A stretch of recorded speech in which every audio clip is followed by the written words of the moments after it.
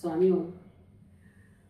या आठवड्यामध्ये म्हणजे 25 ऑगस्ट ते 31 ऑगस्ट तुमच्या राशीचं नशीब कसं चमकणार आहे, कोणत्या राशीला मिळणार आहे नवीन संधी आणि कोणाला मिळणार आहे आर्थिक लाभ आणि कोणाला घ्यावी लागणार आहे थोडीशी सावधगिरी, या सगळ्याविषयी आपण या व्हिडिओमध्ये बोलणार आहोत. नमस्कार, मी वास्तू एक्सपर्ट भाग्यश्री ओरसे तुम्हा सर्वांचं तुमच्या आवडत्या ॲस्ट्रो वास्तू भाग्यराज या यूट्यूब चॅनलमध्ये स्वागत करते. चॅनलला ज्यांनी सबस्क्राईब केलेलं आहे त्या सगळ्यांचे मनापासून धन्यवाद. आणि ज्यांनी अजून सबस्क्राईब केलेलं नाहीये त्यांना एक नम्र विनंती की त्यांनी चॅनलला सबस्क्राईब करावं. चला तर जाणून घेऊयात आपण मेष ते मीन या प्रत्येक राशीचं राशी भविष्य. तर मेष राशीसाठी या आठवड्यामध्ये ऊर्जा आणि नवीन सुरुवातीचा संकेत आहे. करिअरमध्ये नवीन संधी येतील, काही महत्त्वाचे निर्णय घेण्याची वेळ आहे. आर्थिकदृष्ट्या स्थैर्य असणार आहे, पण थोडे खर्च वाढतील. जवळच्या लोकांबरोबर वेळ घालवायला विसरू नका. उपाय काय करायचा तर हनुमान चालीसा वाचायचं रोज आणि हनुमान मंदिरामध्ये नारळ अर्पण करायचा. वृषभ राशीसाठी या आठवड्यामध्ये तुमचं लक्ष स्थैर्य आणि आर्थिक निर्णयांवर केंद्रित असणार आहे. गुंतवणुकीसाठी योग्य काळ आहे. कामामध्ये वरिष्ठांकडून कौतुक मिळेल. कुटुंबामध्ये मतभेद होऊ शकतात, संयम ठेवा. उपाय काय कराल तर शुक्रवारी देवीला गुलाबाचं फूल अर्पण करायचं. मिथुन राशीसाठी या आठवड्यामध्ये नातेसंबंध आणि संवाद हे तुमच्यासाठी महत्त्वाचं ठरणार आहे.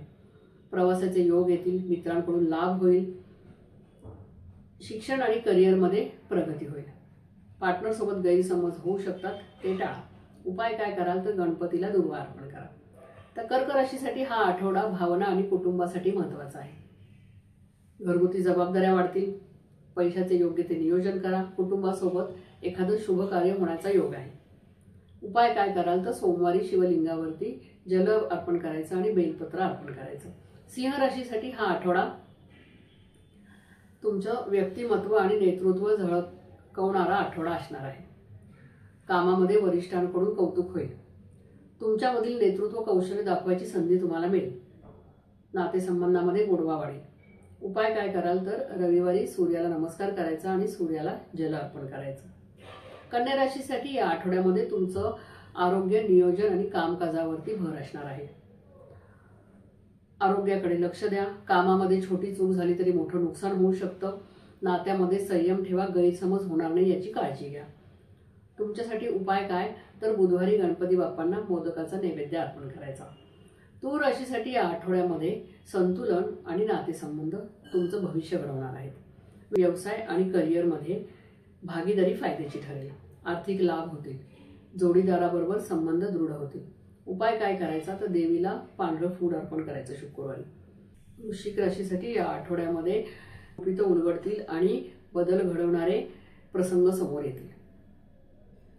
कामामध्ये अनपेक्षित बदल होईल. निर्णय घेताना संयम आवश्यक आहे. जुन्या आठवणींमध्ये भावनिक वाल. उपाय काय करायचा तर रोज ओम नमः शिवाय हा जप करायचा. धनु राशीसाठी सांगायचं तर धनु राशीसाठी या आठवड्यामध्ये प्रवास, शिक्षण, संधी तुमच्या जीवनामध्ये प्रकाश आणतील. नोकरीमध्ये आणि शिक्षणामध्ये यश प्राप्त होईल. प्रवास फायदेशीर ठरतील. मित्रमंडळींसोबत मौज मजा कराल. उपाय गुरुवारी वडाला पाणी घालायचं. मकर राशीसाठी या आठवड्यामध्ये करिअर आणि जबाबदाऱ्या तुमचं लक्ष वेधून घेतील. कामाचा भार वाढेल, पण मेहनतीला फळ मिळेल. आर्थिक स्थैर्य असणार आहे. जोडीदाराकडून सहकार्य मिळेल. उपाय काय करायचा शनिवारी शनी मंदिरामध्ये तेलाचा दिवा लावायचा. कुंभ राशीसाठी या आठवड्यामध्ये तुमची वेगळेपणाची ओळख होईल. सामाजिक पत वाढेल. नवीन ओळखी होतील. सोशल नेटवर्किंग मधून फायदा होईल.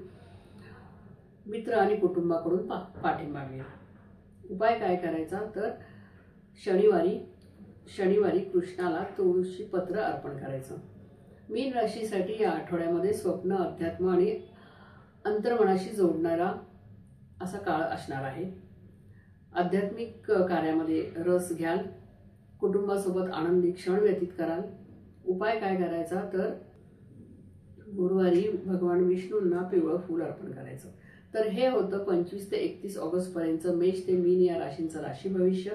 आता यातील तुमच्या आयुष्यामध्ये किती गोष्टी घडल्या हे मला कमेंट करून नक्की सांगा आणि ॲस्ट्रो वास्तू भाग्यराज या चॅनलला सबस्क्राईब करायला विसरू नका. आपण पुढच्या आठवड्याचं भविष्य घेऊन भेटणार आहोत. तोपर्यंत धन्यवाद.